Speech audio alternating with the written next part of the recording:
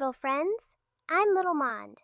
Today, let's learn about farm animals and their families. This is a cow. A cow! This is a bull. The male is called a bull. This is a calf. The baby is called a calf.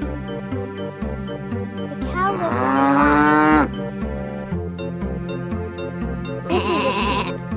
The female is called a sheep.